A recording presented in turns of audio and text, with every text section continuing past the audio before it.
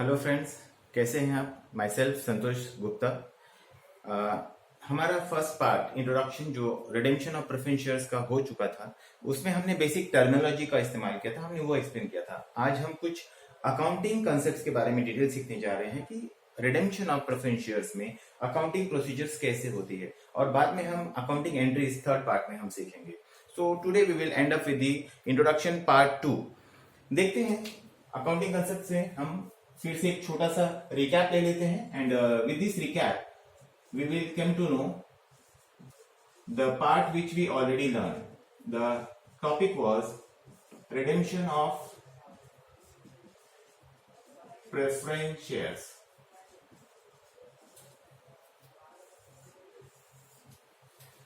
I think I explained the meaning of preference shares. I explained the meaning of redemption. एक छोटा सा recap मैं फिर से बता रहा हूँ. See, if we talk about this company, say company's name is X, Y, and Z. X, Y, Z. I explain about these two categories of shares and the two categories of shareholders. Basically, the equity shareholders, and the second category is preference shareholders. I explain this when these equity shares are issued, purchased by the people, general public, they are called as equity shareholder. The second category, preference shares issued to the public, when they purchase, they become the preference shareholders. I explain that these preference shareholders are for specific period. What are these specific periods? Specific period, I think I explained that each and every company is bound to redeem only redeemable preference shares, and that too under section 55 of the Companies Act 2013. Companies act कहता है कि कोई भी company redeemable preference share issue करे और कोई भी company irredeemable preference share issue नहीं कर सकती अंडर सेक्शन 55, जो अभी कंपनीज एक्ट 2013 लॉन्च हुआ है उसके हिसाब से। So when preference share holders are for the specific period, तो ये स्पेसिफिक पीरियड तक ओनर है, लेकिन permanent owner they are the equity share holder. इसके लिए इक्विटी शेयर होल्डर को रियल ओनर भी कहा जाता है, बिकॉज इनका और इस कंपनी का रिश्ता तब खत्म होगा जब कंपनी पूरी तरह से वाइंड अप हो जाएगी, क्लोज हो जाएगी। अब इनके साथ में रिश्ता खत्म कैसे होता है वो देख लेते हैं। इनके साथ में companies act 2013 Section 55 says every company is bound to redeem its preference shares within the stipulated period of 20 years. It is mandatory. Within or up to, यानी कि उतने साल में उसको रिडीम करना ही है। I explain the meaning of redemption. Redemption का मतलब है कि कंपनी अपने ही शेयर्स को खरीद लेती है, उसको हम बायबैक नहीं कह सकते हैं। कंपनी अपने शेयर्स के पैसे along with capital and premium extra amount देके वो शेयर्स ले लेती है। तो पैसों में कंपनी क्या क्या देती है? कंपनी देती है कैपिटल प्लस उनको थोड़ा एक्स्ट्रा बेनिफिट के तौर पे देती है प्रीमियम। बदले में क्या लेती है? उनसे शेयर सर्टिफिकेट, जिसे हम प्रेफरेंस शेयर सर्टिफिकेट कह सकते हैं। तो ये पैसे इनको कैपिटल दिए जाएंगे, प्रीमियम दिया जाएगा, बदले में शेयर सर्टिफिकेट दिया जाएगा। The third topic, third part which I am talking about, वो इसके बारे में होगा कि कैपिटल और प्रीमियम कंपनी कैसे एडजस्ट करती है, कहां से एडजस्ट करती है और कैसे इसको पे करती है। That we will discuss in the third lecture. तो आज हम लोग फिलहाल इसके और बेसिक टर्मिनोलॉजी में हम डिटेल में जा रहे हैं कि ये इक्विटी प्रेफरेंस शेयर होल्डर्स को कैपिटल प्रीमियम देना है, उनसे पैसे सर्टिफिकेट ले लेना है। ये कंपनी एक्ट कहता है सेक्शन 55 के हिसाब से कि 20 साल में हर कंपनी को अपने रिडीमेबल प्रेफरेंस शेयर्स रिटर्न लेने हैं। अब ये कंपलसरी कैसे हुआ? कंपलसरी होने का एक रीजन है that if company's article of association, company के दो इंपॉर्टेंट डॉक्यूमेंट्स है। The two important documents are memorandum of association and articles of association. According to articles of association, अगर कंपनी ने अपने एओए में ये मेंशन किया है कि company redeemable preference share issue करेगी तो उसका रिडेम्पशन होगा। इशू ही नहीं किया है तो रिडेम्पशन का सवाल ही नहीं होता। That's it. सो ये जो चीजें हैं कंपनी के रिडेम्पशन का प्रोसीजर, उसके लिए पहले उसका आता है इशू होना, इशू होने के बाद में होगा रिडेम्पशन। अगर मैं आपसे सिंपल तरीके से बात करूं अपनी भाषा में, जनरल भाषा में, आप बताइए जिस इंसान की शादी नहीं होगी उसका डाइवोर्स कैसे होगा? तो पहले शादी या पहले डाइवोर्स? आई थिंक पहले शादी। तो पहले कंपनी शेयर्स इश्यू करेगी, कंपनी के साथ में इनका रिलेशन बनता है, उसके बाद में कंपनी रिडेम्पशन करेगी, इनके रिलेशन टूट जाते हैं, उसके बाद हम आपके हैं कौन। That's it. ये हम डिटेल में सीखने वाले हैं। आप पूछिए कि इनके साथ रिश्ता टूट जाता है, इनके साथ क्यों नहीं टूटता है? उसका रीजन ये है, अगर कंपनी ने शेयर्स इश्यू किया है, इक्विटी शेयर इश्यू किया है, purchase by the equity share holder, मान लीजिए mister A, already explain in the last lecture, A ने परचेस किया है, ए ने वो शेयर उठा के बी को बेचा। In case of need of money, B will sell this shares to mister B. आप पूछिए कैसे बेच सकते हैं? Equity share is having the feature of transferability. It means A can transfer his share to B, B to C, C to D. अब when A transfers his shares in the name of B, B transfers his shares in the name of C, and C ultimately transfer in the name of D, then now A, B and C are not the owner, but the existing owner is Mr. D. So when the company goes for liquidation, wind up, जब company बंद होती है तो company बंद होने के वक्त वो मिस्टर डी के साथ ट्रांजेक्ट करेगी, डील करेगी, और अल्टीमेट जो सेटलमेंट होगा वो डी को मिलेगा। This is what about equity share capital और इक्विटी शेयर होल्डर। तो कंपनी जब बंद होगी तब डी को सेटलमेंट का पैसा मिलेगा। इसीलिए कहा जाता है कि equity share holder are the real owner of the company. This is the basic. Clear ना? ठीक, आ जाते हैं अब इसके बारे में, रिडेम्पशन के लिए क्या क्या ऑप्शंस और हैं।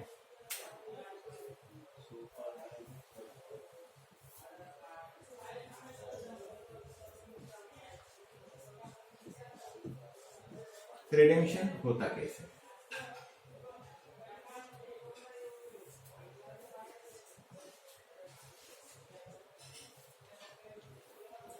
बेसिकली रिडेम्पशन के लिए दो कंसेप्ट में दिखा रहा हूं कि redemption will be out of profit और आउट ऑफ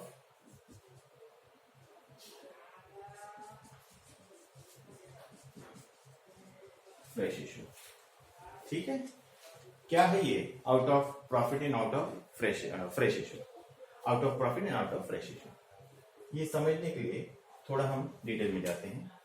अगर मैं ये प्रॉफिट का मैं कंसेप्ट बाद में लेता हूं, पहले मैं फ्रेश इश्यू लेता हूं। फ्रेश इश्यू के लिए कंपनी को रिडेम्पशन करने के लिए, यानी इनको इनके पैसे लौटाने के लिए नए शेयर्स इश्यू करने पड़ेंगे। आप पूछ सकते हैं ऐसा क्यों सर, जरूरी क्यों है? जरूरी है। मैं आपको एक स्मॉल बैलेंस शीट बना के दिखाता हूं, एक्सप्लेनेशन। मान लीजिए हमारी बैलेंस शीट है ऐसी,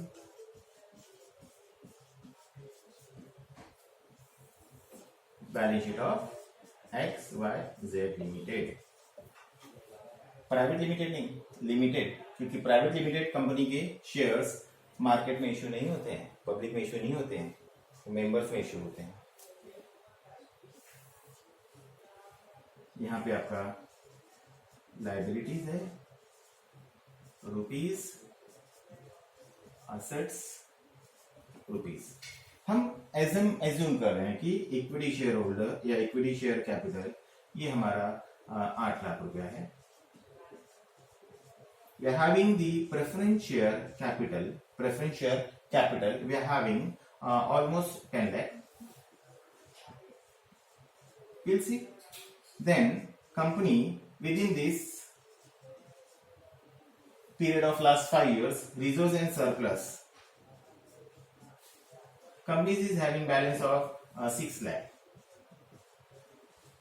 and debentures 4 lakh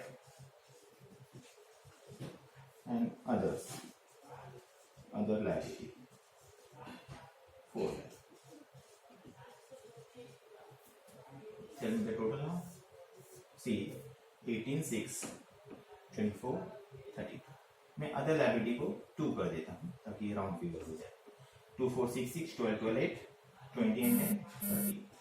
take total check करें ना, 30 lakh.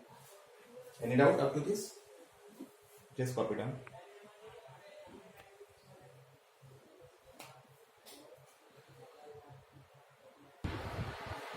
Ready? See, the total is 10 at 18, 18, 6, 24, 24, 28 to 30. Now, within this liability, how the company generates assets? See, without this amount, company cannot create the asset. And that is the reason why we are having the named as sources of fund. Sources of fund. So liabilities are called as basically the sources of fund. And when they are applying this money for the purchase of assets, this becomes the application of funds. This is the reason they are called as sources and application. Now ये हम पैसा apply कर रहे हैं, पैसा हम apply करेंगे सारे कैपिटल, यानी कि ये हमारे पास कैपिटल था, ये हमारे पास प्रॉफिट का बैलेंस है, हमारे पास डिबेंचर हमने उधारी मान लिया हुआ है, ये सबका रिफ्लेक्शन यहाँ आएगा. For example fixed assets and other assets. I'm taking total of 24 lakhs, sorry, and bank balance 6 lakhs. Any doubt? What will be the total? 30 lakhs. See, any doubt? Total is correct? Wrong हो तो बता दीजिएगा. See, now we are talking about out of profit and out of fresh issue. ध्यान देना, अगर visible है तो out of profit and out of fresh issue. Clear है? थोड़ा यहाँ अभी क्लियर है? यस. मैं जब when I talk about the out of profit, just tell me what is the balance of profit in the balance sheet. When we talk about the profit, so the balance of profit comes under the head reserve surplus. Reserve surplus is one head in the liability side balance sheet. What is the balance? 6 lakhs. And how much we need to redeem? How much amount is required for redemption? Just tell me, what is the amount of preferential capital? The amount of preferential capital is 10 lakh. Is it sufficient? Sufficient है? 10 लाख पे करने के लिए 6 लाख हमारे पास profit है, possible है? नहीं. यानी कि आउट ऑफ प्रॉफिट की अगर मैं बात करूं, if I am utilizing the entire profit of the company, still we are not capable, not able to redeem the entire preferential capital. Correct? So what to do when company is going for out of profit? जब company is having capable of using the entire profit और उसमें fresh issue की जरूरत नहीं पड़े. Example के तौर पे मैं चेंज कर रहा हूं. आई रिपीट, अगर आपका प्रेफरेंशियल कैपिटल 5 लाख रुपीस है and you are having the reserve surplus of rupees 6 lakh, correct? अब बताइए, क्या आउट ऑफ प्रॉफिट से पूरा हो जाएगा रिडेम्पशन? ये नहीं होगा. It is possible. Yes, out of 6 lakh company can redeem 5 lakh easily. So we can call it as a redemption entire out of profit. I repeat, what is the amount of reserve surplus balance? 6 lakhs. How much amount is required for redemption? 5 lakh.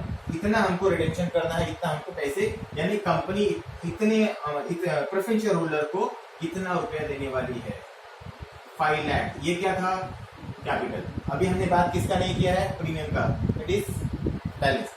5 lakh हमको देना है. 5 लाख हमारा arrange हो जाएगा 6 लाख में से. Yes.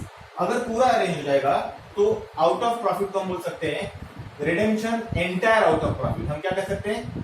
Entire out of profit. Entire out of profit. ठीक है, पॉसिबल है ना? लेकिन हमारा बैलेंस था कितना यहाँ पे? The balance was 10 lakh. Is it possible now? Entire out of profit? No. Entire out of profit नहीं है. हम यहाँ पे out of profit कितना यूज कर रहे हैं? Still redemption करना कितना है हमको?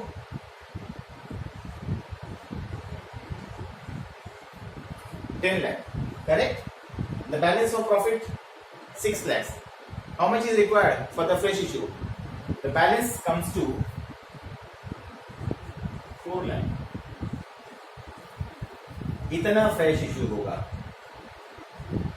और ये होगा प्रॉफिट. करेक्ट है? मान लीजिए आपको क्वेश्चन दिया गया है कि आप पहले फ्रेश इशू करें, उसके बाद में आप प्रॉफिट इस्तेमाल करें। अब कंपनी ने पहला कंडीशन ये था कि 10 लाख का रिडेम्पशन करना है, और for the redemption of 10 lakh rupees the company is having the reserve surplus balance of 6 lakh, and when we are following the condition to use the entire profit, if we are using the entire profit of 6 lakh, still we are not in a position to give the full redemption, यानी कि 6 लाख में से हम पूरा redemption नहीं दे सकते हैं। So the balance required will be arranged out of fresh issue। इसके लिए कंपनी फ्रेश इशू के लिए कितने जाएगी? 4 लाख रुपीस के लिए। यहां तक clear? Next condition number 2। Condition number 2, अगर ये था पहला कंडीशन, अगर ऐसा कहा जाए कि पहले फ्रेश इशू कर लो, बाद में हम देखेंगे कि प्रॉफिट कितना यूज करना है, पहले फ्रेश इशू। पहले फ्रेश इशू कंपनी का प्रैक्टिस है, ये पार्ट यहां खत्म हो गया। पहले फ्रेश इशू कर लो, ये फर्स्ट हुआ, कंडीशन नंबर 1 था, ये 1, उसके बाद ये 2। मतलब 1 2 क्या है? पहले आप ये यूज करो, फिर आप ये यूज करो। ये क्लियर हो? मैं क्या कर रहा हूं? See what I am doing here, first I will utilize the fresh issue amount. Company ने पहले से ही फ्रेश इशू कर दिया है रिडेम्पशन के लिए। अब अगर कंपनी पहले से ही रिडेम्पशन का फ्रेश इशू कर रही है रिडेम्पशन के लिए 8 लाख रुपया, ये नंबर क्या हो जाएगा अभी? 1। Just tell me, company is having amount of ₹8 lakh out of fresh issue and company need to redeem only 10 lakh. तो 8 लाख तो है, कितना एक्स्ट्रा लगेगा? कितना? 2 लाख। अब बताइए प्रॉफिट कितना यूज होगा? Balance amount, that is 2 lakh. ये था कंडीशन नंबर 2। तो यहाँ पे कंडीशन नंबर 2 है, ये सेकंड में क्या लिख रहा हूं? मैं ये ऑप्शन छोड़ देगा, ये नहीं लिखना, कंफ्यूज ना हुआ। पहला कंडीशन कहता है कि मैंने पहले प्रॉफिट यूज किया, बैलेंस अमाउंट मैंने फ्रेश इशू किया। दूसरा कंडीशन कहता है पहले कंपनी फ्रेश इशू करेगी, बैलेंस अमाउंट प्रॉफिट में से यूज करेगी। अब समझ में आया? क्लियर है? जब ये कंडीशन हो तो क्या मैंने सिर्फ प्रॉफिट यूज किया? नहीं। क्या मैंने सिर्फ फ्रेश इशू यूज किया? नहीं। मैंने क्या किया? दोनों यूज किया। देन ये दोनों मिलके जब आप यूज करोगे, इसे कहते हैं redemption partly out of profit and partly out of fresh issue. ये कंडीशन नंबर 3। अब आप सोचिए कि कंडीशन नंबर अगर ये 3 आ गया तो कंडीशन नंबर 1 और 2 क्या था? कंडीशन नंबर 1 और 2 यही था, या तो आप पूरा का पूरा प्रॉफिट यूज करें, पॉसिबल था है नहीं, या तो आप पूरा का पूरा फ्रेश इशू करें। ये कंडीशन नंबर 2। मतलब अगर आपको पैसे देने हैं तो पूरा सिर्फ प्रॉफिट से दे दो या पूरा फ्रेश इशू से दे दो। अगर नहीं हो रहा है तो दोनों को मिला के दे दो। ये तीसरा कंडीशन है, partly out of profit and partly out of fresh issue. तो बताइए हमने जो डिस्कस किया क्या था? Partly out of profit and partly out of fresh issue. ये पॉसिबल नहीं था हमारे लिए, ये भी फिजिबल नहीं था। The feasible way was this, थोड़ा यहां से थोड़ा यहां से, एक ही जगह से पॉसिबल नहीं हो पा रहा था। तो कितने कंडीशन है? 3। या तो कंपनी पूरा का पूरा प्रॉफिट में से एडजस्ट करे, या फिर कंपनी पूरा का पूरा फ्रेश इशू कर दे, 2, या फिर कंपनी थोड़ा प्रॉफिट में से और फ्रेश इशू। अब थोड़ा प्रॉफिट और फ्रेश इशू में भी 2 ऑप्शन था, पूरा प्रॉफिट यूज करके जितना कम पड़ता है उतने का फ्रेश इशू करे, या पहले कंपनी फ्रेश इशू कर ले, जितना कम पड़ता है उतना बैलेंस अमाउंट को प्रॉफिट से ले ले। ठीक है? अगर मैं पहले कंडीशन की बात करूं, देखिए यहाँ पे बैलेंस शीट में इसका रिफ्लेक्शन कहां आएगा आपको? If I am talking about the first condition तो बैलेंस शीट कैसे रहेगा? If I am talking about the second condition तो बैलेंस शीट कैसे रहेगा? इसी बैलेंस शीट को मैं यहाँ पे बना के दिखा रहा हूँ वापस से, आपको बैलेंस शीट बनाना इजी हो जाएगा। फिर ये XYZ रिडेम्पशन के बाद में है, मैं लायबिलिटीज रुपीज वगैरह नहीं लिख रहा हूँ। इक्विटी शेयर कैपिटल कितना है? 8 लाख। फिगर देख लेना, कुछ गड़बड़ हुआ तो बता देना। Preference share capital 10 lakh, then reserve and surplus R&S 6 lakh, then debenture 4 and other debenture 4 lakh, we can call it as 4 lakhs, and other liability 2 lakhs.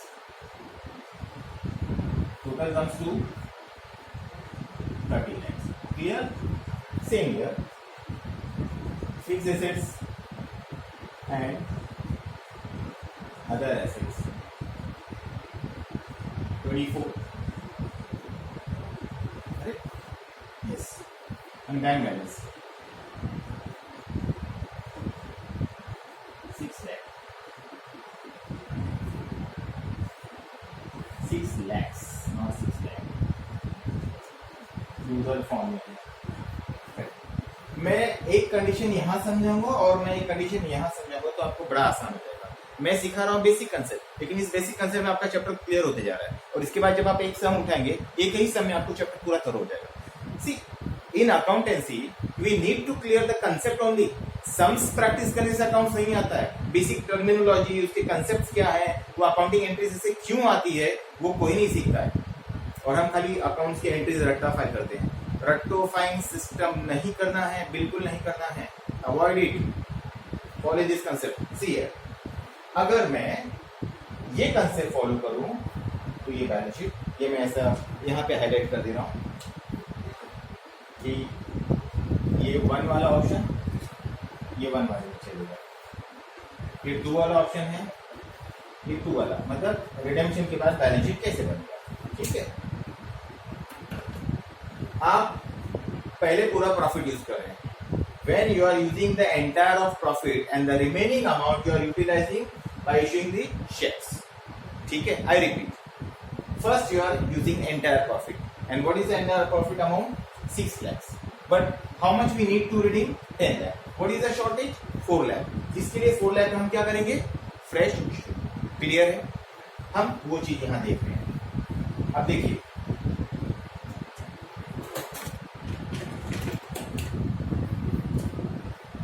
मैं पूरा ये यूज कर रहा हूं। ठीक है, जब भी मुझे ये रिजोर्स पूरा यूज करना है, तो ये रिजोर्स क्या हो जाएगा मेरा? कैंसिल।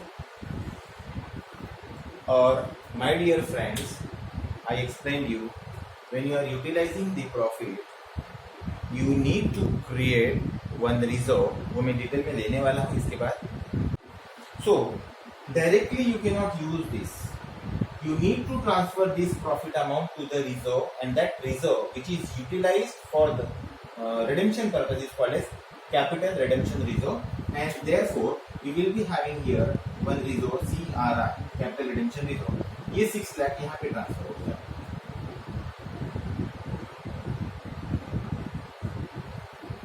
आप बोलोगे सर 6 लाख यहाँ से निकाला, यहाँ डाल दिया, क्या फायदा हुआ?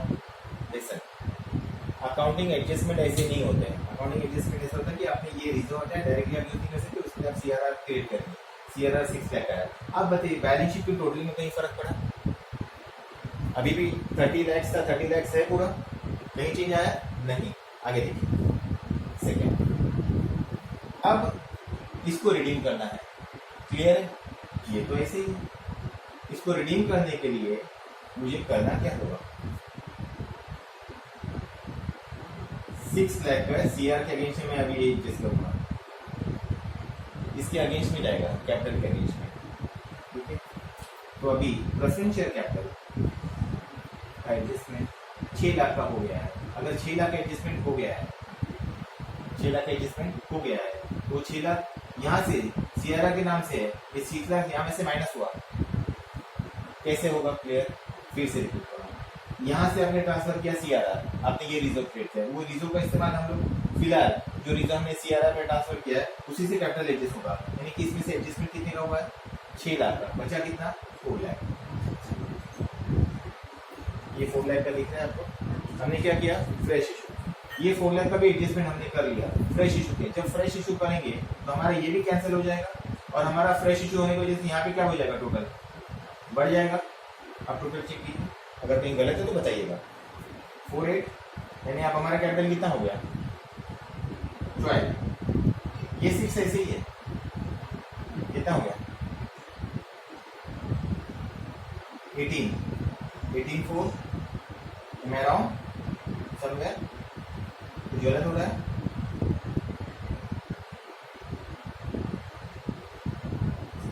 8 4 12 ये भी खत्म हो जाएगा, सॉरी 12 4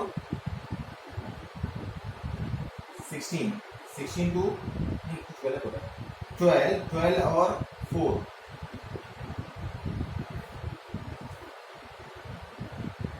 ये 4 और 6 का एडजस्टमेंट हो गया, राइट।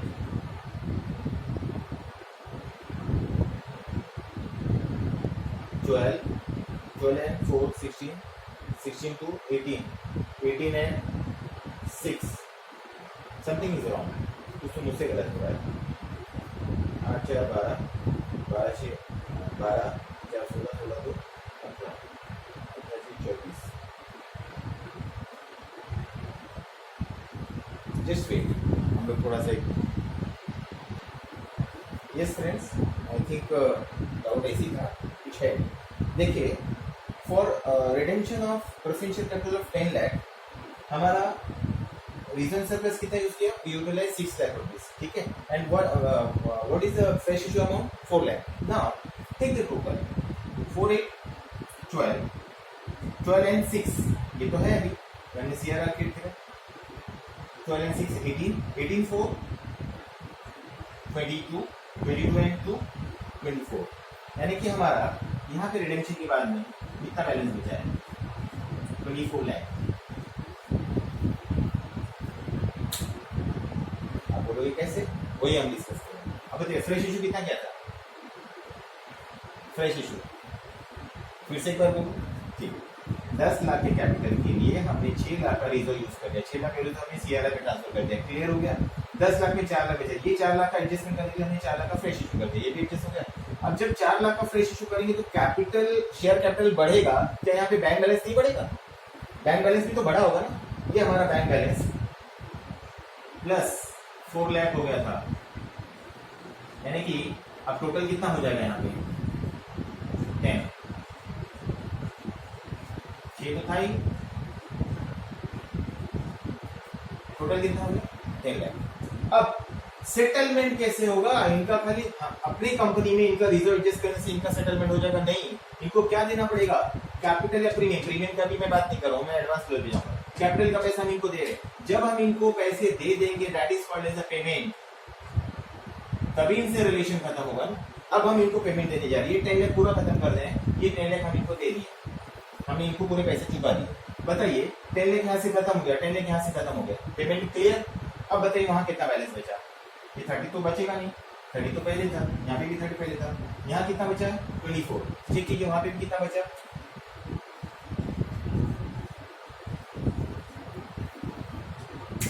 घबराने की जरूरत नहीं, मैं फिर से समझाता हूँ।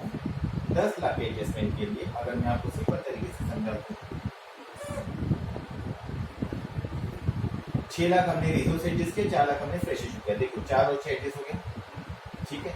अब ये 6 हमने रिजर्व सीआरआर के नाम से क्रिएट कर दिया और 4 लाख हमने फ्रेश इशू कर दिया, तो फ्रेश इशू करने के बाद 4 लाख रुपए कैश आएगा। अब हमारा 6 लाख बैलेंस 4 लाख ऐड होकर कितना बन गया 10 लाख, और 6 लाख हमारा सीआरआर क्रिएट हो गया। ये सीआरआर क्या है, CRR is nothing but the capital redemption reserve, और कंडीशन यही कहता है कि कोई भी कंपनी अपना कैपिटल रिडेम्पशन रिजर्व किसी और पर्पस के लिए नहीं कर सकती है। इस रिजर्व को अगर आपको बैलेंस शीट से निकालना है तो इसकी जगह पे आपको कंपनी के एग्जिस्टिंग शेयर होल्डर्स को बोनस शेयर देने होंगे। आई रिपीट, ये रिजर्व यहाँ से अगर आपको राइट ऑफ करना है तो इसके लिए आपको क्या ऑप्शन है, जो एग्जिस्टिंग शेयर होल्डर हमारे पास है, अभी एग्जिस्टिंग शेयर होल्डर कितना है 12 लाख, पहले 8 लाख फिर 4 लाख, ये 12 लाख के शेयर होल्डर्स को हम लोगों को इतने अमाउंट यानी 6 लाख रुपए का बोनस शेयर देना होगा। अब देखिए ये भी एडजस्टमेंट हो जाएगा। अब ये अगर मैं इस सीआरआर को यहाँ से निकालना चाहता हूँ, निकाल दो, कोई बात नहीं, 6 लाख यहाँ से निकाल दो। इस सीआरआर की जगह पे आप इनको क्या दे रहे हो, बोनस शेयर दे रहे हो, यानी कि बोनस शेयर्स मिला के अब हमारा कितना हो गया यहाँ पे 6 लाख हो गया। यहाँ कट हो रहा है, यहाँ ऐड हो रहा है, कुछ फर्क पड़ा है नहीं, खाली क्या गया था 10 लाख प्रेफरेंस शेयर कैपिटल गया था, नीचे कर दिया था 6 था, मतलब टोटल अगर आप देखें तो कोई फर्क नहीं पड़ा है, 6 यहाँ से निकल यहाँ डाल दिया। कभी भी सीआरआर का कंसेप्ट ऐसा है, कंपनी को अगर सीआरआर राइट ऑफ करना है तो सीआरआर हटाने के लिए एक ही ऑप्शन है, company can issue the bonus shares to the existing share holders and that too fully paid shares, not the party paid shares. Clear है तक? No doubt. सेकेंड पार्ट, अगर कुछ डाउट है पूछ लीजिएगा, मैं नेक्स्ट में समझा दूंगा। सेकेंड पार्ट हम क्या कह रहे हैं, पहले कंपनी क्या करे, फ्रेश इशू, फिर क्या करे, प्रॉफिट से यूज करे, पहले फ्रेश इशू कर लेते हैं। फ्रेश इशू कितने का हो रहा है? 8 लाख का। चलो 8 लाख का अगर फ्रेश इशू हो रहा है तो फ्रेश इशू कर लेते हैं, तो फ्रेश इशू इसमें ऐड होगा, ये मैं 8 लाख ऐड कर दिया। क्लियर है? ठीक है, यानी 10 लाख में से कितने का एडजस्टमेंट हो गया? 8 लाख का हो गया। अब 10 लाख में से अगर 8 लाख एडजस्टमेंट हो गया, अभी 10 लाख में से 8 हो गया तो कितना एक्स्ट्रा चाहिए? 2 लाख। तो 8 लाख का जो फ्रेश इशू होगा तो क्या बैंक बैलेंस नहीं बढ़ेगा? बढ़ेगा जी। ले लीजिए, आपका पहले आपका 6 लाख था, फिर 8 लाख आ गया, टोटल कितना हो गया? 14 लाख। यानी अब आपका बैलेंस कितना है? Bank balance 14 lakh. यहाँ तक क्लियर? अब इसके बाद आपको रिजर्व सरप्लस यूज करने हैं। कितना यूज होगा? 8 लाख का अगर आप सिर्फ यूज करो तो इसमें से कितना लग रहा है? यानी 10 लाख के लिए मैं 8 लाख को फ्रेश इशू कर रहा हूँ, बैलेंस कितना लग रहा है मुझे एक्स्ट्रा? 2 लाख। मैं 2 लाख कहाँ से यूज करूंगा? यहाँ से 2 लाख मैं यहाँ से यूज कर ले रहा हूँ। चलो जी, यानी कि मेरा अब सीआरआर कितने का क्रिएट होगा? सीआरआर कितने का क्रिएट होगा? 2 लाख का। अगर मैं इसमें से 2 लाख यहाँ ट्रांसफर कर रहा हूँ तो क्या ये 6 लाख रह जाएगा? ये 6 लाख कितना बन जाएगा? 4 लाख बन जाएगा। क्लियर हुआ? 6 लाख का ही असर है, 2 यहाँ चले गए, 4 ही बचे, यानी कि अब रिजर्व सरप्लस में इतना बैलेंस मिलेगा। Any doubt? ठीक है। अब फाइनल स्टेज में प्रेफरेंस शेयर कैपिटल को, प्रेफरेंस शेयर कैपिटल का पैसा देना है, किसको देना है? प्रेफरेंस शेयर होल्डर को देना है। तो जब मैं इनको पैसे दूंगा तभी तो इनका नाम यहाँ से कट होगा, नाम यहाँ से कट हो रहा है। 10 लाख यहाँ से कट हो रहा है तो 10 लाख का पेमेंट भी जाएगा, माइनस 10 लाख पेमेंट दे दीजिए। यानी कि आपका ये पूरा मैं हटा दे रहा हूँ, बचा कितना? हमारे पास बैलेंस भी कितना रहेगा? यानी कैश बैलेंस भी बैंक बैलेंस भी कितना है? 4 लाख। टोटल मार्केट चेक कर लेते, सही की गलत? 24 एसेट था, 4 लाख बैंक बैलेंस, टोटल कितना हो गया? 28 लाख। टोटल कर देते हैं, नया टोटल देख लीजिए। आई रिपीट, 6 लाख हमारे पास बैलेंस था, 8 lakhs we went for the fresh issue. The total is 14 lakh. Out of 14 lakh, if we are paying to the preference share holder for redemption of preference share capital, 10 lakhs minus करने के बाद में the balance is 4 lakh. 24 lakhs plus 4 lakhs comes to 28 lakhs. Asset side. Now coming to the liability side. 8 lakh. How much? 16 lakhs. 16 lakhs and 2 lakhs. 18 lakhs. 18 and 4. 22. 22 and 4. 26. 26 and 2. 28. Again. आया? ऐसे होता है इसमें और कुछ नहीं है इसमें। अगर कंपनी पूरा प्रॉफिट यूज करे तो बैलेंस शीट कुछ ऐसा बनेगा। कंपनी अगर फ्रेश इशू पहले यूज करती है, बैलेंस अमाउंट प्रॉफिट से यूज करती है, तो बैलेंस शीट कैसे बनेगा? बैलेंस शीट वही है, खाली आपको प्लस माइनस कैसे करना है, कहां से करना है, इसी में बच्चे कंफ्यूज रहते हैं, नथिंग एल्स। ठीक है, इतना कॉपी कर लीजिए। इसके बाद में फिर मैं कंडीशंस लिखा देता हूँ। इसमें एक कंसेप्ट रह गया है, मैं ये पार्ट इतना मिटा देता हूँ, लेकिन समझेगा नहीं।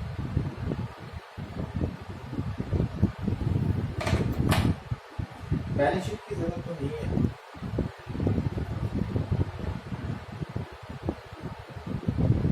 मैं समझा देता हूँ, ये मैं इरेज कर रहा हूँ। ठीक है,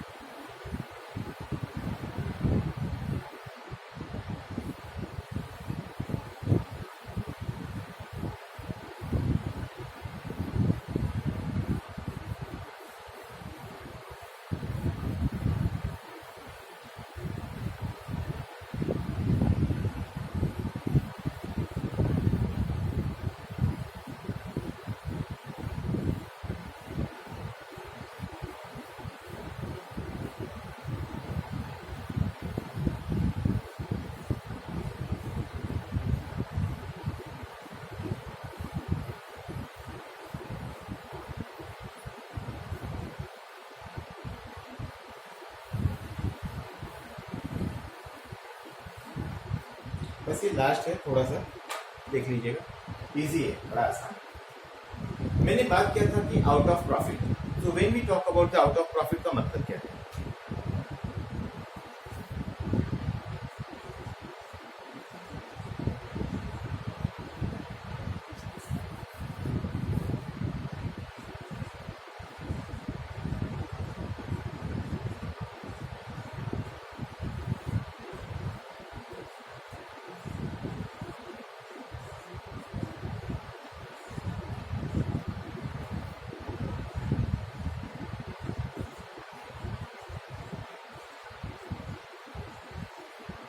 आउट ऑफ प्रॉफिट में मैंने बताया था कि आपको आप रिजर्व का इस्तेमाल कर सकते हैं। तो मैं आपको बता दूं, आउट ऑफ प्रॉफिट में से सिर्फ आप फ्री रिजर्व का इस्तेमाल कर सकते हैं। जो रिजर्व फ्री होता है उस पर कोई मॉर्गेज नहीं होता है, कुछ भी नहीं होता है। अब फ्री रिजर्व के बाद में अगर मैं इसको कहूँ आउट ऑफ प्रॉफिट में, तो प्रॉफिट में दो पार्ट आ जाता है। तो first part is called as divisible profit, second part is called as non-divisible profit। क्या है ये? पहले आप समझ लीजिए, ज़्यादा नहीं है, चार लिस्ट में दोनों में ले लेते हैं जो आपको ज़्यादा यूजफुल है। अगर हम फर्स्ट बात करें डिविजिबल प्रॉफिट है क्या, पहले आप इसे समझिए, ये बड़ा आसान है। The divisible profit is that profit which can be utilized for the payment of dividend to the existing share holders. यानी कि डिविजिबल प्रॉफिट वो हिस्सा होता है कंपनी प्रॉफिट का जिसका इस्तेमाल हम शेयर होल्डर्स को डिविडेंड के रूप में देने के लिए इस्तेमाल कर सकते हैं। जो प्रॉफिट आप डिविडेंड डिस्ट्रीब्यूशन के लिए इस्तेमाल नहीं कर सकते हैं, उस प्रॉफिट को हम नॉन डिविजिबल प्रॉफिट कहते हैं। इसलिए इसको दो पार्ट में बांटा गया, जिसको डिविडेंड के लिए यूज कर सकते हैं डिविजिबल प्रॉफिट, जिसको डिविडेंड के लिए यूज नहीं कर सकते हैं नॉन डिविजिबल प्रॉफिट। सो इसमें सबसे पहले आएगा सरप्लस। सरप्लस की अगर बात करें तो इसका मीनिंग सिंपल है, सरप्लस यानी कि प्रॉफिट ही होता है जो इस तरह है। और उसके बाद है profit and loss account debit balance, sorry credit balance. आप क्रेडिट बैलेंस हैं या तो रिजर्व्स ले सकते हैं। तीसरा जनरल रिजर्व, आप ये देखिए तो दोनों एक ही है। जनरल रिजर्व मैं इसे या तो निकाल दूं, बेहतर होगा।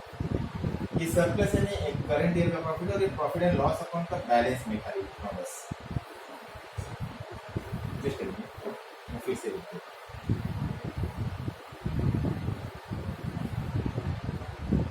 पहला ऑप्शन लिख लीजिएगा सरप्लस इस साल का। सेकेंड है profit and loss account balance, अभी तक का जितना बैलेंस हमने ट्रांसफर किया है मैं प्रॉफिट लॉस पर रखता हूँ। तीसरा general reserve,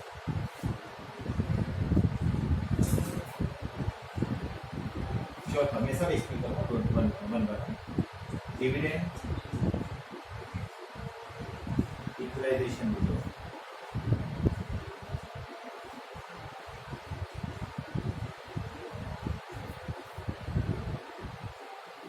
next workman compensation.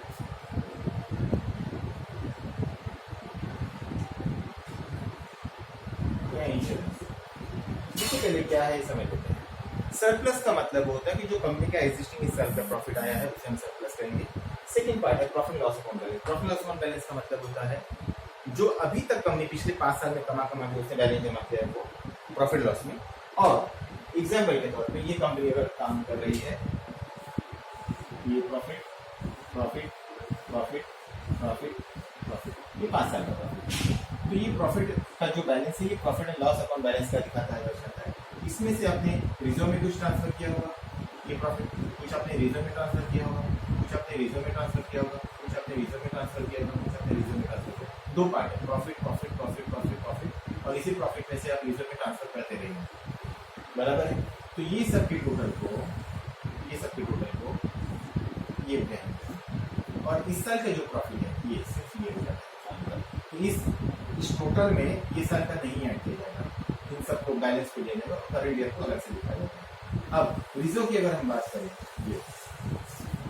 ये आपका आ गया जनरल रिजर्व। अब जनरल रिजर्व के अलावा सारे रिजर्व जहां पे भी हमने ट्रांसफर किए हैं, जैसे कि डिविडेंड, जनरल रिजर्व का मतलब क्या है समझ। General reserve are those reserve which can be used for any purpose in the company. Example के तौर पे रिजर्व दो कैटेगरी के होते हैं, एक तो जनरल और दूसरा होता है स्पेसिफिक। अगर हम सिंपल सी बात करें, अपने घर का एग्जांपल ले लेते हैं, ज़्यादा दूर जाने की जरूरत नहीं है। बचपन से एक पिता अपनी बेटी के लिए अपनी कमाई से थोड़ा थोड़ा पैसा सेविंग में जमा करता है, चाहे वो सेविंग अकाउंट में हो, चाहे रिकरिंग डिपॉजिट अकाउंट में, चाहे वो पोस्ट ऑफिस अकाउंट में हो, चाहे कुछ भी हो। और वो पैसा खर्च करने का एक ही हेतु होता है, बिटिया का एक एजुकेशन और उसके बाद में उनकी शादी के लिए। तो ये दो पर्पस के लिए, जो भी सिर्फ वो बिटिया के पर्पस के लिए पैसे उन्होंने जमा किए। बताइए बिटिया जब 18 साल तक पढ़ाई कर सॉरी 18, 20 साल, 25 साल तक पढ़ाई करके वो MBA वगैरह क्वालिफाइड हो जाते हैं, या फिर उनके बाद उनकी शादी का आ जाता है, तो वो पूरा पैसा उन्होंने बिटिया के एजुकेशन के लिए और बिटिया की शादी के लिए खर्च करने के लिए रखा है। क्या वो पैसे का इस्तेमाल वो पिता कहीं और करेगा? आपको लगता है? अगर वो रियल में पिता है तो ऐसा नहीं करेंगे। अगर एक रियल बिजनेसमैन है तो उसने जिस पर्पस के लिए वो रिजर्व रखा है, उस रिजर्व को दूसरे कहीं और यूज नहीं करेगा। तो पिता जब उस पैसे का इस्तेमाल सिर्फ बिटिया के एजुकेशन और पढ़ाई के लिए और शादी के लिए ही खर्चा करेगा, हम उसे कहते हैं स्पेसिफिक रिजर्व। क्या कहते हैं? Specific reserve. और ऐसी कैटेगरी के स्पेसिफिक रिजर्व जो है वो यहाँ पे आते हैं, उसका इस्तेमाल हम कहीं और नहीं कर सकते, कितनी भी इमरजेंसी आ जाएगी। और दूसरा एक रिजर्व ऐसा है जैसे कि हर महीने घर में एक इनकम आती है, और घर में भी एक होम मिनिस्टर होता है, फाइनेंस संभालने वाले, होम मिनिस्टर फाइनेंस संभालते हैं दोनों। तो ऐसे व्यक्ति जिसे हम कह सकते हैं माँ है, जो भी पिता है, जो भी है, तो वो हर महीने की सैलरी में से सिर्फ 2-2 हज़ार या 3-3 हज़ार रुपये के अगर साइड में निकालें तो साल के एंड में पता चलता है कि 36,000 रुपये जमा हो गए।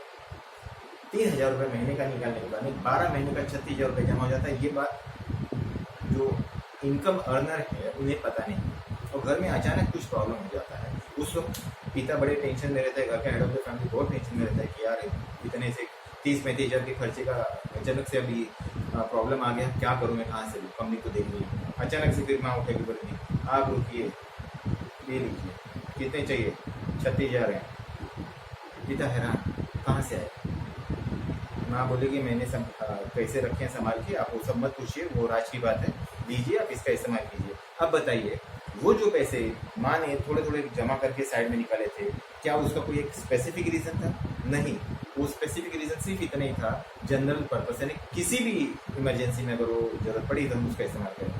तो ऐसा रिजर्व जो कंपनी क्रिएट करती है, जिसका इस्तेमाल हम कहीं भी कर सकते हैं, उसे हम कहते हैं जनरल रिजर्व। लेकिन कुछ रिजर्व ऐसे होते हैं जिसका इस्तेमाल सिर्फ कंपनी उसी पर्पस के लिए करती है जिस पर्पस के लिए वो क्रिएट किया गया है, उसे हम स्पेसिफिक रिजर्व कहते हैं। तो मैक्सिमम स्पेसिफिक रिजर्व यहाँ आते हैं। अभी आता है dividend equalization reserve. Dividend equalization reserve है क्या, पहले आप समझ लीजिए। आप ये देख रहे हैं, यहाँ कंपनी ने अपने शेयर्स इक्विटी शेयर होल्डर को बेचे हैं, कंपनी ने अपने शेयर्स प्रेफरेंस शेयर होल्डर को बेचे हैं, ठीक है। अब होता क्या है, क्या हर साल कंपनी का प्रॉफिट सेम होगा? Is it possible? नो। जब कंपनी का हर साल प्रॉफिट सेम नहीं होगा तो क्या हर साल कंपनी उतना ही डिविडेंड दे पाएगी जितना वो पिछले कई सालों से दे रही? नहीं। तो जिस साल कंपनी का प्रॉफिट थोड़ा सा अफेक्ट होता है या प्रॉफिट थोड़ा सा कम हो जाता है, लेकिन अपनी लॉयल्टी को दिखाने के, जो शेयर होल्डर लॉयल है, उन्होंने कंपनी को संभाल के रखा हुआ है, कंपनी में इन्वेस्टमेंट करके रखा हुआ है, उनकी उस लायबिलिटी को, लॉयल्टी को, वफादारी को संभालने के लिए उनको उतने ही डिविडेंड दीजिए जितना पिछले कुछ सालों में कंपनी दे रही थी। तो मान लीजिए पहले साल में ये 1, 2, 3, 4, 5 साल का हमने दिया हुआ है डेटा।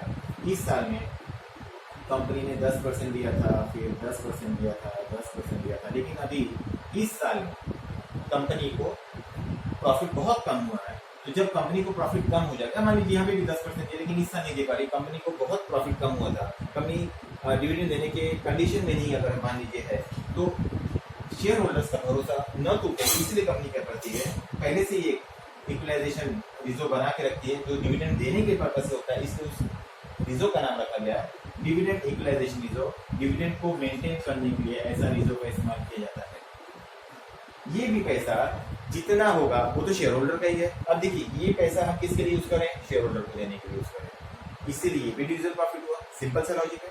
लास्ट है workman compensation fund. Workman compensation fund, ये अगर किसी वर्कर्स का कुछ इश्यू हो जाता है, एक्सीडेंट हो जाता है, उनको कंपनसेशन देना पड़ता है, तो ये उसी फंड में से दिया जाता है। अगर वर्कर्स को कुछ भी नहीं होता तो ये पैसा किसका है, इक्विटी शेयर होल्डर का है। तो जो चीजें हम इक्विटी शेयर होल्डर के लिए बैलेंस यूज कर सकते हैं वो सब डिविजिबल प्रॉफिट है, इसलिए ये लिस्ट में इतने आए। ठीक है। नॉन डिविजिबल में अगर आप देख लें तो बहुत सिंपल है। सबसे पहले देखिए सिक्योरिटीज व्यू का।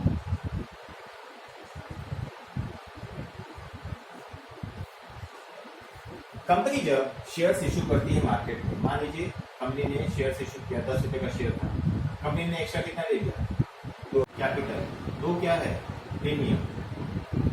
कंपनी 12 रुपए कैपिटल में नहीं दिखाती है, जो आपने बैलेंस शीट बनाया था,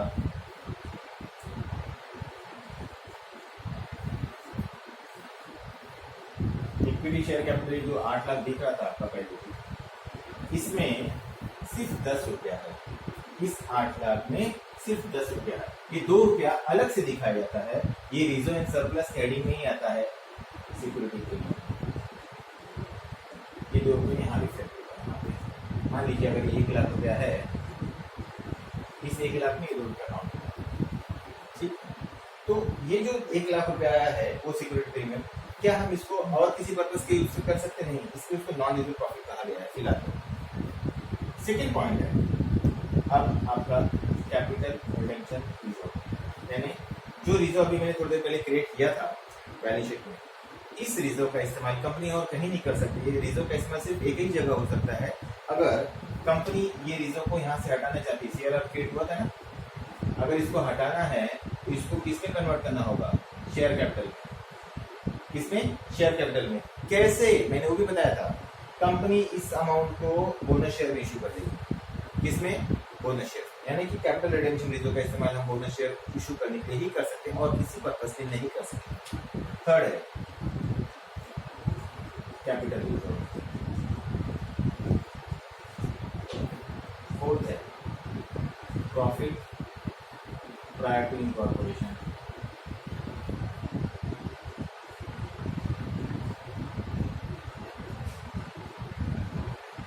और फिफ्थ है शेयर फॉरफिटेड।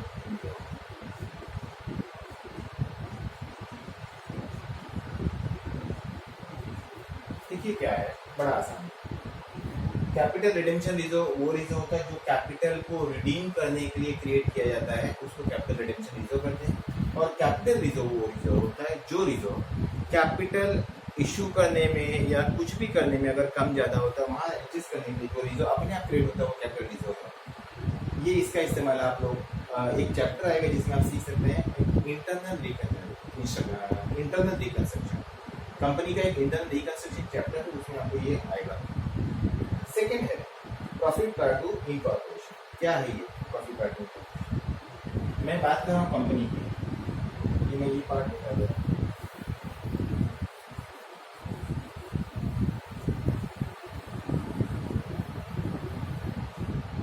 मैं बात कर रहा हूँ कंपनी की। क्या डे 1 को कंपनी स्टार्ट हुई और कंपनी उसी दिन से फंक्शनिंग चालू हो गई, उसी दिन सब कुछ हो गया? नहीं। आप भी अगर देखेंगे, शादी अगर करनी होती तो शादी के पहले 1-2 महीने पहले से बहुत तैयारी करनी पड़ती, तब जाके कहीं शादी होती है। उसी तरह से शादी के प्रोसेस तो बहुत चालू हो जाते हैं, लेकिन जिस दिन आपका 7 फेरे हो जाते हैं उसके बाद में आप रजिस्टर्ड हस्बैंड एंड वाइफ होते, तब तक आप ये नहीं होते। वैसे ही कंपनी का है, कंपनी का सारा प्रोसीजर चालू हो जाता है और कंपनी अपने सारे डॉक्यूमेंट्स वगैरह कहाँ जमा कर देती है, और ये पूरे प्रोसेस को मान लीजिए कंपनी ने स्टार्ट किया था 1 जनवरी 2020 को, और ये पूरा प्रोसेस खत्म हुआ 1 अप्रैल 2020 को। अब क्या 1 अप्रैल के पहले कंपनी रजिस्टर्ड थी? नहीं। तो क्या कंपनी लीगली फॉर्म थी? नहीं। उसको टाइटल किस दिन मिला, इनकॉर्पोरेशन का, इनकॉर्पोरेटेड फर्म का टाइटल कब मिला, 1 अप्रैल। उसके पहले कंपनी इनकॉर्पोरेटेड नहीं थी, अनरजिस्टर्ड कंपनी, यानी कि ये जो पीरियड किया, यानी जनवरी फरवरी मार्च, ये 3 मंथ्स जो है ये अनरजिस्टर्ड रहा। क्या रहा, अनरजिस्टर्ड। और इसके बाद में कंपनी इनकॉर्पोरेटेड हो गई। तो ये जो 3 महीने का प्रॉफिट है यहाँ से यहाँ तक, ये प्रॉफिट इनकॉर्पोरेशन के पहले का है ना, इसीलिए ये 3 महीने में क्या कंपनी ने कुछ एक्टिविटी नहीं की होगी, इस 3 महीने में कंपनी ने कुछ प्रॉफिट नहीं कमाया होगा, तो ये प्रॉफिट जो इस 3 महीने में अर्न किया गया है उसे हम कहते हैं profit prior to incorporation. Any doubt? Next है लास्ट, शेयर फॉरफिटेड रिजर्व क्या है।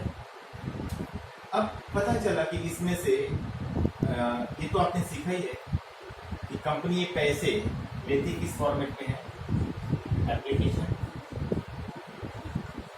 Allotment, first call, final call. मान लीजिए एप्लीकेशन पे 3 रुपए, अलॉटमेंट पे 2 रुपए, फर्स्ट कॉल 3 रुपए, 2 रुपए, टोटल हो गया 10 रुपए। कंपनी का फेस वैल्यू कितना है? 10 रुपीज। 10 रुपए कंपनी मांग रही है, लेकिन इस 10 रुपए में कंपनी एप्लीकेशन पे कितना मांग रही है? सिर्फ 3, अलॉटमेंट पे 2, फर्स्ट कॉल पे 3, फाइनल कॉल पे। ये सारे पैसे आ चुके थे पहले ही, ये पैसे आ चुके हैं, ये पैसे आ चुके हैं। कंपनी ने अभी तक इतना ही पैसा मांगा है। आई रिपीट, कंपनी ने अभी तक इतना ही पैसा मांगा है। कंपनी ने क्या फाइनल कॉल किया है? नहीं। अगर बताइए कंपनी ने फाइनल कॉल नहीं किया है, यानी कंपनी ने फुल अमाउंट शेयर्स का नहीं मांगा है, तो क्या ये 10 रुपया पेड पूरा हुआ है? नहीं। पेड कितना हुआ है? 8 रुपीज। कितना बाकी है? तो क्या ये शेयर जिसका 10 रुपया आना चाहिए था उसमें से आया कितना है? 8। बाकी कितना है? 2। तब तो जाके 10 पूरा होगा। तो ये शेयर्स फुल्ली पेड है या पार्टली पेड है? It's a partly paid shares my dear friend.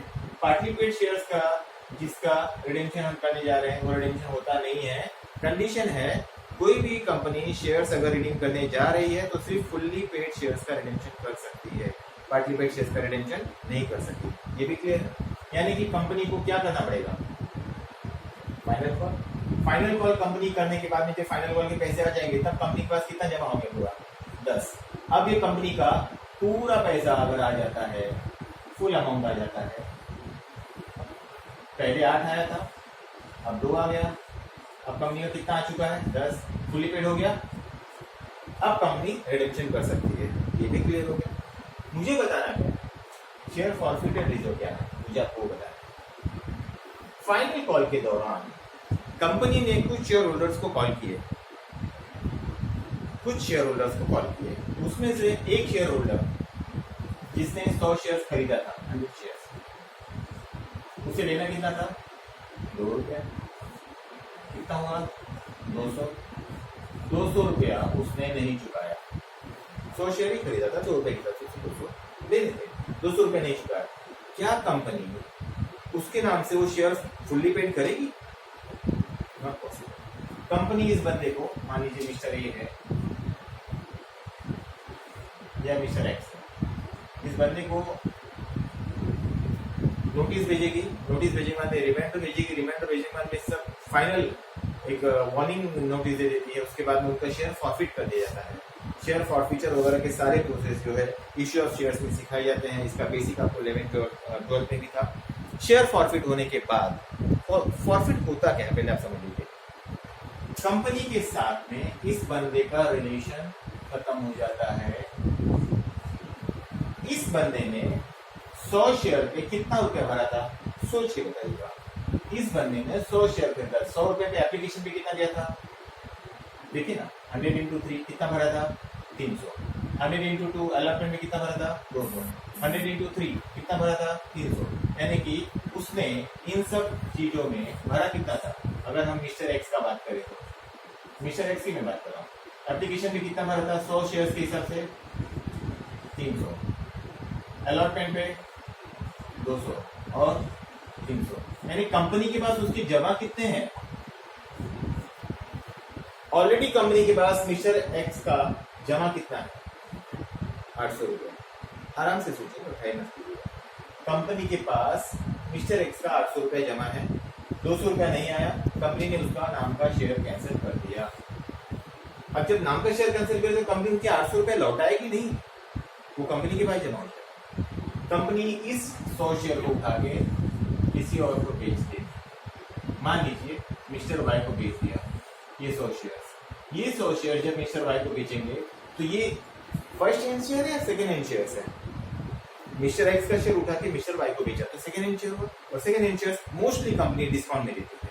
अब फेस वैल्यू कितना था? 10 रुपए का एक पूरा शेयर था। फेस वैल्यू 100 रुपए का, उसमें कंपनी ने उनको 7 रुपए में या 6 रुपए में बेच दिया। कितने में? 6 में। मिस्टर वाई से कितना आ गया? वाई से कितना आया? 600। ऑलरेडी एक्स से कितना आ चुका था? 800। 800 भी था, 600 भी आ गया। कितना हो गया? जबकि 10 रुपए के हिसाब से कंपनी का बनता कितना था? आजा, बैलेंस कितना बचा? ये फॉरफिट करने के बाद का रिजर्व है, इसको बोलते हैं share forfeited reserve. Share forfeited reserve थोड़ा सा बाउंस जाएगा, लेकिन घबराइए नहीं, मैं समझा देता। मिस्टर एक्स ने कितने शेयर खरीदे थे? 100 शेयर। 100 शेयर का 2 रुपए के हिसाब से कितना बनता है? 200 रुपये बनता है। ध्यान दीजिएगा, मिस्टर एक्स ने कितने शेयर्स खरीदे थे? 100 शेयर्स। कितना रुपए नहीं भरा था उन्होंने फाइनल वॉल पे? 2 रुपए, यानी उनसे 200 रुपए नहीं आया था। कितना आ चुका था? 300, 200, 300, 800 आ चुका था। ये 800 जमा है हमारे पास ही पड़ा है, ठीक है। ये 100 शेयर्स कंपनी ने उनके नाम से कैंसिल किया, उठा के मिस्टर वाई को बेच दिया। लेकिन मिस्टर वाई से हमने 10 रुपए की जगह पे सेकेंड हैंड शेयर वाली वजह से कितना लिया? 6 रुपए लिया। तो 6 रुपए के हिसाब से उनसे कितना लिया हमने? 600 रुपए लिया। तो 800 उनका पहले से जमा था, 600 मिस्टर वाई से आ गया, टोटल कितना आ गया? 1400। लेकिन इस 10 रुपए के शेयर के हिसाब से 100 शेयर का बनता कितना था? यानी ये 1000 आया कहां से? 100 शेयर का 10 रुपए के हिसाब से बनता कितना है? कंपनी को सिर्फ कितना चाहिए था? 1000 100 शेयर्स पे। तो 1000 अगर 1400 में से निकाले फिर भी एक्स्ट्रा कितना बच गया? 400। ये 400 आया कैसे? क्योंकि ये मिस्टर एक्स का शेयर हमने फॉरफिट किया, और फॉरफिचर के कंडीशन में, फॉरफिचर के सिचुएशन में ये 400 रुपया क्रिएट हो गया। इसलिए इसको हम कहते हैं share forfeited reserve. Any doubt up to this? Clear है? तो अकाउंटिंग एंट्रीज हम लोग नेक्स्ट लेक्चर में